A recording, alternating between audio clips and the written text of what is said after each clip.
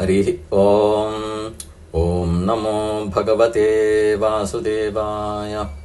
अष्टमदशकं नैमित्तिकप्रलयः नाभिकमलाद् ब्रह्मण आविर्भावश्च।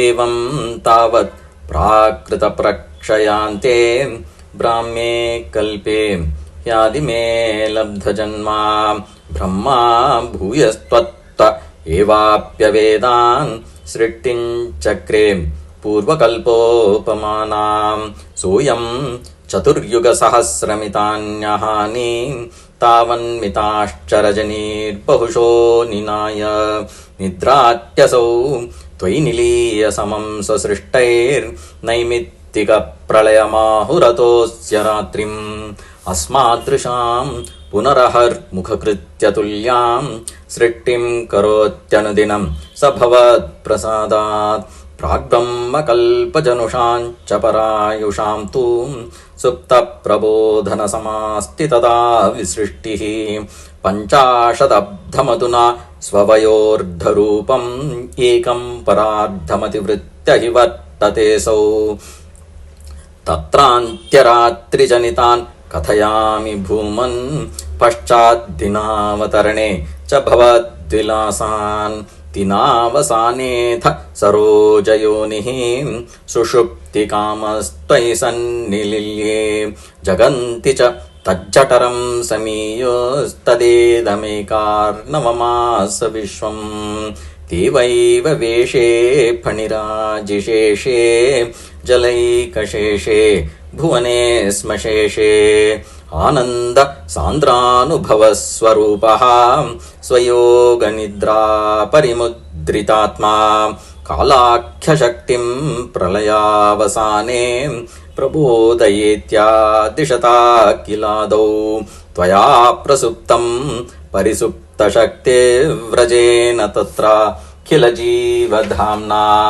चतुर्युगाणां च सहस्रमेवं त्वयि प्रसुप्ते पुनरद्वितीये कालाख्यशक्तिः प्रथमप्रबुद्धा प्रबोधयत्वां किल विश्वनाथ विबुध्य च त्वं जलगर्भशायिन् विलोक्य लोकानखिलान् प्रलीनान् तेष्वेव सूक्ष्मात्मतया निचान्तः स्थितेषु विश्वेषु ददाथ दृष्टिम् ततस्त्वदीयादैनाभिरन्ध्रात् उदञ्चितं किञ्चन दिव्यपद्मं निलीन निःशेषपदार्थमाला संक्षेपरूपं मुकुलायमानं तदेतदम्भोरुहकुङ्मलन्ते कलेभरातो यपते प्ररूढम् बहिर्निरीतं परितस्फुरद्भिः स्वधामभ्यद्वान्तमलं न्यकृन्तत् सम्फुल्लपत्रे नितरां विचित्रे तस्मिन् भवद्वीर्यधृते सरोजे सपद्मजन्मा विधिरा विरासीत् स्वयं प्रबुद्धा खिलवेदराशिः अस्मिन् परात्मन्ननुपाद्मकल्पे तमित्थमुत्थापित पद्मयोनिः अनन्तभूमा मम रोगराशीं निरुन्धिवातालयवास विष्णो अस्मिन् परात्मन्ननुपाद्मकल्पे तमित्थमुत्थापित पद्मयोनिः अनन्तभूमा मम रोगराशीं निरुन्धिवातालयवास विष्णो। या श्री श्रीमन्नारायणीये अष्टमदशकं समाप्तं। हरि ओं तत्सत् श्री हरये नमः।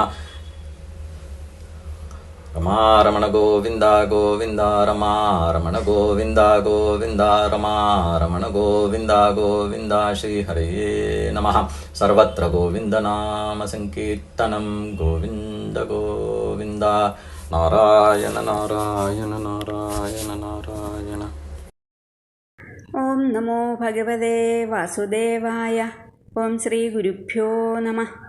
कृष्णाय वासुदेवाय देवकीनन्दनाय च नन्दगोपकुमाराय ഗോവിന്ദായ നമോ നമഃ. കഴിഞ്ഞ 7-ാം ദശകത്തിൽ ത്രിഗുണാത്മകവും സ്ഥൂലവുമായ വിരാട് സ്വരൂപം സ്വീകരിച്ചതിന് ശേഷം ഭഗവാൻ സത്വം രജസ് എന്ന 2 ഗുണം മാത്രമുള്ള സൂക്ഷ്മമായ ബ്രഹ്മാവിൻ്റെ സ്വരൂപം സത്യലോകത്തിൽ വെച്ച് സ്വീകരിച്ചുവെന്ന് നാം കണ്ടു. ഭഗവത് പ്രേരണയാൽ സൃഷ്ടിശക്തി കൈവരിക്കാൻ തപസ്സു ചെയ്യുന്ന ബ്രഹ്മാവ് ഭഗവാനിൽ നിന്നും അങ്ങേക്ക് സൃഷ്ടി ചെയ്യാനായി ജ്ഞാനമുണ്ടാകുമെന്നും ആ സൃഷ്ടി കർമ്മബന്ധത്തിന് കാരണമാവുകയില്ല എന്ന് അനുഗ്രഹം നേടിയെന്നും നാം കേട്ടു. ഭട്ടതിരിപ്പാടിൻ്റെ നാരായണീയ രചനയുടെ 8ാം ദിവസം 8ാം ദശകത്തിൽ സ്വയംഭുവായ ബ്രഹ്മാവ് ചെയ്ത കാര്യം പറയുന്നു. ഏവം താവത് പ്രാകൃത പ്രക്ഷയാന്തേ ബ്രാഹ്മേ കൽപ്പേ ഹ്യാദിമേ ലബ്ധജന്മാ ബ്രഹ്മാ ഭൂയസ്തുത്വ ഏവാപ്യവേദാൻ സൃഷ്ടിം ചക്രേ പൂർവകൽപ്പോപമാനാം. ബ്രഹ്മാവിൻ്റെ ഉറങ്ങുന്ന സമയം അല്ലെങ്കിൽ ബ്രഹ്മാവിൻ്റെ രാത്രിയെയാണ് പ്രളയകാലമെന്ന് പറയുന്നത്. കൽപ്പം എന്നാൽ ബ്രഹ്മാവിൻ്റെ പകലാകുന്നു. പ്രധാനമായും 3 കൽപ്പത്തെക്കുറിച്ച് പുരാണങ്ങളിൽ പറയുന്നു. ആദികൽപ്പം, പാത്മകൽപ്പം, വരാഹകൽപ്പം. ആദികൽപ്പത്തിൻ്റെ മറ്റൊരു പേരാണ് ബ്രാഹ്മകൽപ്പം. ബ്രഹ്മാവുണ്ടായ ആദ്യ ദിവസത്തെ സൃഷ്ടിയെ ബ്രാഹ്മകൽപ്പം എന്ന് പറയുന്നു.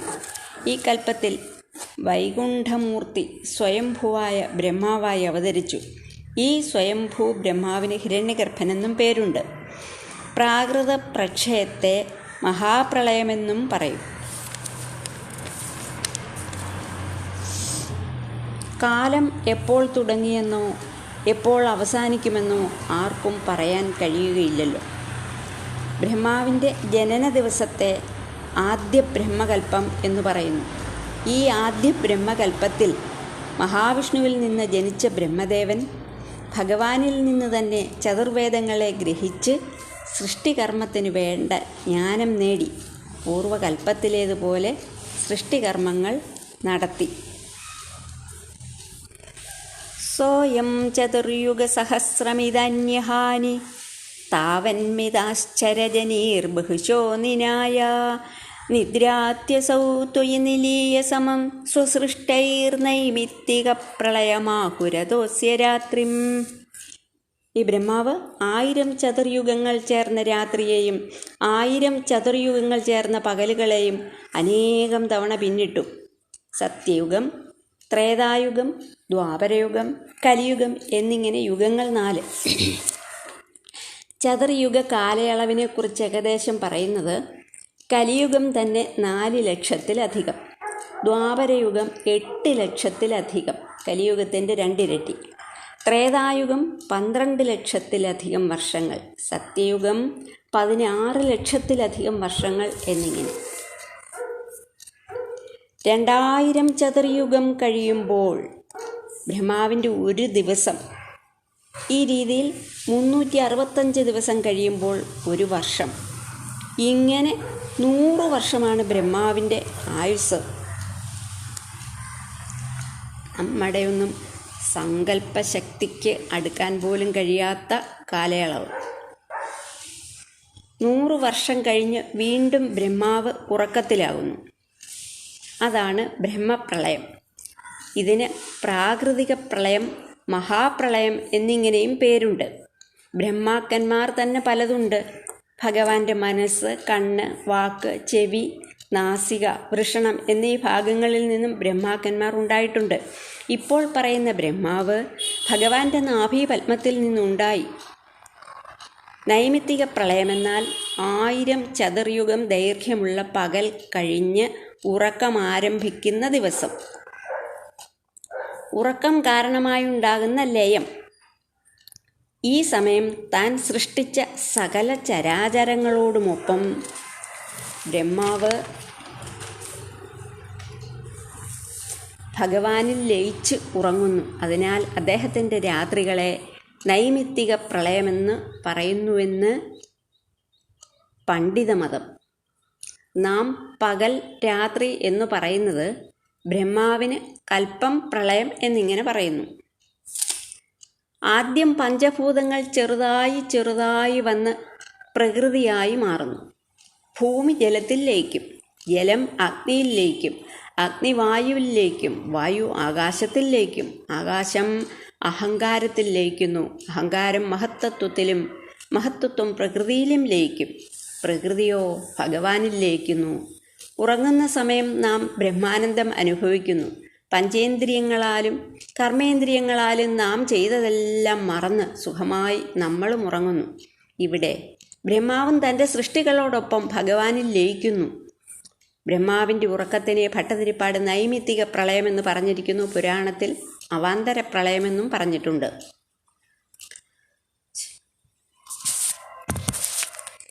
അസ്മാദൃശാം പുനരഹർമുഖകൃത്യതുല്യാം സൃഷ്ടിം കരോത്യനുദിനം സഭവത്പ്രസാദാത് പ്രാഗ്ഭ്രാമകൽപ്പജനുഷാം ച പരായുഷാം തു സുപ്തപ്രബോധസമാസ്തി തദാപി സൃഷ്ടി. നാം നിത്യവും പ്രഭാതത്തിൽ ദിനകൃത്യങ്ങൾ ചെയ്യുന്നതുപോലെ ബ്രഹ്മാവ് തൻ്റെ കർമ്മമായ സൃഷ്ടി എല്ലാ ദിവസവും ഭഗവത് അനുഗ്രഹത്താൽ ചെയ്യുന്നു. നമുക്കും അതുപോലെ നമ്മുടെ ആത്മാവായ ഭഗവത് അനുഗ്രഹത്താൽ നമ്മുടെ കർമ്മങ്ങൾ ചെയ്യാൻ സാധിക്കുന്നു. മനുഷ്യന് 100-120 വരെ ആയുസ്സെങ്കിലും കർമ്മം അവസാനിക്കുമ്പോൾ ജീവൻ നഷ്ടപ്പെടുന്നു. വീണ്ടും കർമ്മവാസനയ്ക്കനുസരിച്ച് ജന്മം എടുക്കേണ്ടി വരുന്നു. ബ്രാഹ്മകൽപ്പസമയത്തിൽ നാം കണക്കില്ലാത്തത്ര ജന്മമെടുത്തിട്ടുണ്ടാകുമെന്ന് അഭിജ്ഞമതം. എന്നാൽ പണ്ട് ബ്രഹ്മകൽപ്പത്തിൽ ആദ്യം ജനിച്ച ബ്രഹ്മാവിനും ചിരഞ്ജീവികളായ മാർക്കണ്ഡേയാദികൾക്കും നൈമിത്തിക പ്രളയാവസാനത്തിലുള്ള സൃഷ്ടി ഭൂതകാലബോധത്തോടു കൂടിയതായിരിക്കും. മാർക്കണ്ഡേയാദി ചിരഞ്ജീവികൾക്കും കൽപ്പാദിയിൽ സൃഷ്ടിയുണ്ട്. കഴിഞ്ഞ കാലങ്ങളിലെ സൃഷ്ടിയെക്കുറിച്ച് അവർക്കും ഓർമ്മയുള്ളതിനാൽ കൽപ്പാരംഭത്തിൽ ഉറങ്ങിയുണരുന്നതിന് തുല്യം മുൻകൽപ്പത്തിലെ വൃത്താന്ത ഓർമ്മയോടുകൂടി അവർ തങ്ങളുടെ സൃഷ്ടി നടത്തുന്നു. പഞ്ചാശദബ്ദമധുന സ്വവയോർത്ഥരൂപം ഏകം പരാർത്ഥമതിവൃത്യ ഹി വർത്തതേസൗ തത്രാന്ത്യരാത്രിജനിതാൻ കഥയാമി ഭൂമൻ പശ്ചാദ്ദിനാവതരണേ ച ഭവദ്വിലാസാൻ. ഇപ്പോൾ ബ്രഹ്മാവിൻ്റെ ആയുസ്സിൻ്റെ പകുതി 50 വർഷം കടന്നു പോയിരിക്കുകയാണല്ലോ. ബ്രഹ്മാവിൻ്റെ ആയുസ്സിൻ്റെ പകുതിയെ ഒരു പരാർത്ഥമെന്ന് പറയുന്നു. ഇപ്പോൾ നടക്കുന്ന ഈ കൽപ്പത്തിനെ ശ്വേതപരാഹകൽപ്പമെന്നും പറയും. എന്നുമെങ്ങും നിറഞ്ഞു വിളങ്ങുന്ന ഭഗവാനെ, ഈ പ്രഥമ പരാർത്ഥത്തിൻ്റെ അവസാന രാത്രിയിലും പിന്നത്തെ പരാർത്ഥത്തിൻ്റെ ആദ്യ കൽപ്പാരംഭത്തിലെ പ്രഭാതത്തിലുമായി അങ്ങ് നടത്തിയ ലീലകളെ ഞാനിവിടെ വർണ്ണിക്കുന്നുവെന്ന് ഭട്ടതിരിപ്പാട് പറയുന്നു. ദിനാവസാനേഥ സരോജയോനി സുഷുപ്തികാമസ്ത്വയി സന്നിലില്യേ ജഗന്തി ചത്വജ്ജഠരം സമീയുസ്തദേദമേകാർണവമാസ വിശ്വം. കൽപ്പാവസാനത്തിൽ അല്ലെങ്കിൽ ബ്രഹ്മാവിൻ്റെ ഒരു ദിവസം അവസാനിക്കുന്ന സമയം ഉറങ്ങാനായി ആഗ്രഹിച്ച ബ്രഹ്മാവ് ഭഗവാനിൽ ലയിച്ചുറങ്ങി. ഈ സമയം ബ്രഹ്മസൃഷ്ടിയിലെ സകല ചരാചരങ്ങളും അവിടുത്തെ ഉദരത്തിൽ ബ്രഹ്മാവിനോടൊപ്പം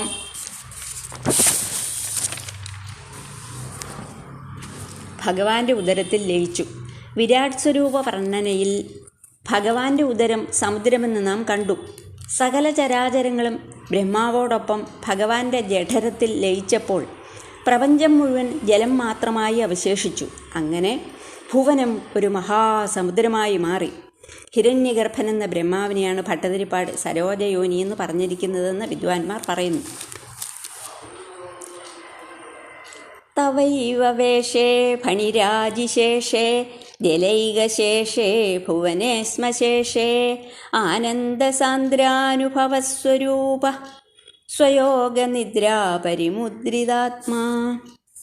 ലോകം ജലം മാത്രമായി മാറിയപ്പോൾ ഈ ആവരണ ജലമധ്യത്തിൽ അവിടുന്ന് അങ്ങയുടെ തന്നെ സ്വരൂപഭേദമാകുന്ന നാഗരാജാവായ ആദിശേഷനിൽ സാന്ദ്രാനന്ദ സ്വരൂപനായി സ്വന്തം സ്വരൂപധ്യാനമാകുന്ന യോഗനിദ്രയിൽ ലയിച്ചു. കാലാഖ്യശക്തിം പ്രളയാവസാനേ പ്രബോധയേത്യാദിശതാഖിലാദൗ ത്വയാ പ്രസുപ്തം പരിസുപ്തശക്തിവ്രജേന തത്രാഖില ജീവധാംന. പ്രളയത്തിൻ്റെ ആരംഭത്തിൽ തന്നിൽ ലയിച്ചു ചേർന്ന മൂലപ്രകൃതി മഹദഹങ്കാര സമൂഹത്തോടുകൂടിയ സകല ജീവജാലങ്ങൾക്കും ആശ്രയമായ അങ്ങ് പ്രളയം അവസാനിക്കുമ്പോൾ എന്നെ ഉണർത്തുക എന്ന് കാലമാകുന്ന മായാശക്തിയോട് ആജ്ഞാപിച്ചിട്ട് നിദ്രയെ പ്രാപിച്ചുപോലും. ചതുർയുഗാണാം ച സഹസ്രമേവം ത്വയി പ്രസുപ്തേ പുനരദ്വിതീയേ കാലാഖ്യശക്തി പ്രഥമ പ്രബുദ്ധ പ്രബോധയത്വാം കില വിശ്വനാഥ. അല്ലയോ ലോകനായക, ഏകാഗിയായ അങ്ങ് 1000 ചതുർയുഗകാലം മുഴുവനും ഇങ്ങനെ യോഗനിദ്രയിലായപ്പോൾ ആദ്യമുണർന്ന കാലശക്തി അങ്ങയെ ഉണർത്തുകയും ചെയ്തുവല്ലോ. വിബുദ്ധചത്വം ജലഗർഭശായിൻ വിലോക്യ ലോകാനഖിലാൻ പ്രലീനാൻ തേഷ്വേവ സൂക്ഷ്മാത്മതയാ നിജാന്തസ്ഥിതേഷു വിശ്വേശ ദദാഥ ദൃഷ്ടിം. അല്ലയോ ആവരണജലമധ്യത്തിൽ ശയിക്കുന്ന ലോകനാഥ, അവിടുന്ന് യോഗനിദ്രയിൽ നിന്ന് ഉണർന്നപ്പോൾ പ്രപഞ്ചം മുഴുവനും തന്നിൽ ലയിച്ചിരിക്കുന്നതായി കണ്ടിട്ട് കാരണസ്വരൂപേണ അങ്ങയുടെ ഉള്ളിൽ സ്ഥിതി ചെയ്യുന്ന ആ പ്രപഞ്ചങ്ങളെ ഒന്ന് കടാക്ഷിച്ചു. തതസ്ത്വദീയാദൈനാഭിരന്ധ്രാദുദഞ്ചിതം കിഞ്ചന ദിവ്യപത്മം നിലീന നിശേഷപദാർത്ഥമാലാ സംക്ഷേപരൂപം മുകുളായമാനം. അല്ലയോ ഭഗവാനെ, നിജാന്തർഭാഗത്ത് ലയിച്ചിരിക്കുന്ന സമസ്ത പദാർത്ഥങ്ങളുടെയും കാരണരൂപമായി സൂക്ഷ്മരൂപത്തിലുള്ളതും അത്യത്ഭുതവും അവർണ്ണനീയവുമായ ഒരു ദിവ്യപത്മം അങ്ങയുടെ നാഭീദ്വാരത്തിൽ നിന്നും ഉണ്ടായി. തദേതദംഭോരുഹ കുട്മളം തേ കളേബരാത് തോയപഥേ പ്രരൂഢം ബഹിർനിരീതം പരിതസ്ഫുരദ്ഭി സ്വധാമഭിർധ്വാന്തമലം ന്യകൃന്തത്. പ്രപഞ്ചകാരണമായ ആ താമരമുട്ട് അവിടുത്തെ നാഭിയിൽ നിന്ന് ജലത്തിനുള്ളിൽ അങ്കുരിച്ച് പ്രളയജലോപരി പൊങ്ങി നാലുപാടും പ്രകാശിക്കുന്ന തൻ്റെ ദീപ്തികളാൽ അന്ധകാരത്തെ എല്ലാം അകറ്റി പ്രകാശമയമാക്കി.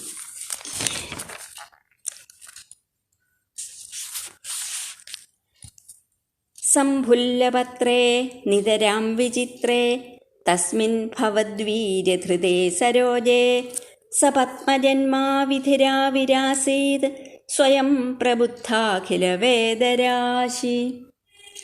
വികസിത പത്രങ്ങളോടുകൂടി നിന്തിരുവടിയുടെ യോഗബലത്താൽ പ്രതിഷ്ഠിക്കപ്പെട്ടിരിക്കുന്ന ആ പത്മത്തിൽ പ്രളയാവസാനത്തിൽ ഉണർന്ന ബ്രഹ്മാവ് പ്രത്യക്ഷപ്പെട്ടു. ബ്രഹ്മാവിന് തനിയെ ഓർമ്മ വന്നതായ വേദസമൂഹത്തോടുകൂടിയവനും പത്മജന്മാവ് എന്ന പേരോടു കൂടിയവനുമായി ആ ബ്രഹ്മാവ്.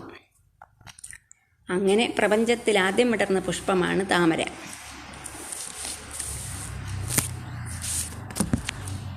അസ്മിൻ പരാത്മൻ അനുപാത്മകൽപ്പേ ത്വമിത്തമുത്ഥാപിത പത്മയോനിഹി അനന്തഭൂമാമരോഗരാശിം നിരുന്ധിവാതാലയവാസ വിഷ്ണു.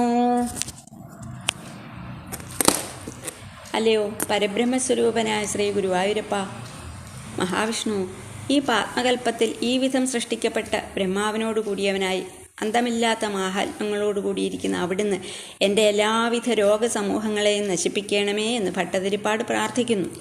ഇവിടെ ഭട്ടതിരിപ്പാട് വാതാദികളായ ശാരീരിക രോഗത്തെ മാത്രമല്ല രോഗസമൂഹങ്ങളെന്ന് പറഞ്ഞിരിക്കുന്നത് കാമ ക്രോധ ലോഭ മത മോഹ മാത്സര്യാദികളായി മനസ്സിൻ്റെ രോഗങ്ങളെയും കൂടിയാണ് പറഞ്ഞിരിക്കുന്നത്. ഇങ്ങനെ തൻ്റെ ശാരീരികവും മാനസികവുമായ രോഗങ്ങൾ ഇനിയൊരിക്കലും വരാത്ത വിധത്തിൽ അവിടുന്ന് തടയണമേ എന്ന് ഭട്ടതിരിപ്പാട് പ്രാർത്ഥിക്കുന്നു. 8ാം ദശകത്തിലെ 13ാമത്തെ ഈ ശ്ലോകം നാം നമ്മുടെ പ്രാർത്ഥനയിൽ ഉൾപ്പെടുത്തുന്നത് ഐശ്വര്യപ്രദമെന്ന് ആചാര്യന്മാർ പറഞ്ഞു കേട്ടിട്ടുണ്ട്. ഇവിടെ പറഞ്ഞതായ വാക്കുകളെ ഭഗവാന്റെ തൃപ്പാദത്തിൽ പൂജാമലരുകളായി അർപ്പിക്കുന്നു. കായേന വാചാ മനസേന്ദ്രിയൈർവാ ബുദ്ധ്യാത്മനാ വാ പ്രകൃതേ സ്വഭാവാത് കരോമി യദ്യത് സകലം പരസ്മൈ നാരായണായേതി സമർപ്പയാമി. സർവം ശ്രീനാരായണായേതി സമർപ്പയാമി. സർവത്ര ഗോവിന്ദനാമസങ്കീർത്തനം. ഗോവിന്ദ ഗോവിന്ദ.